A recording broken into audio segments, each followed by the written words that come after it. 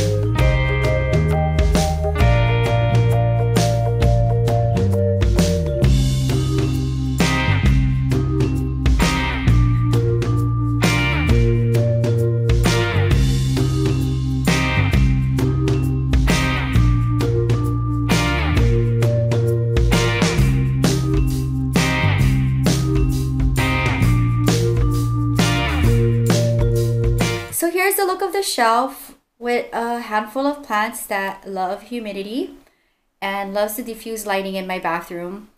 I have some arrowheads, peperomias, oxalis, begonias, tridescantias, and they're just all hanging out here. Now a lot of them are still in the nursery planters because they are new plants and I didn't have time or the right plant aesthetic for them.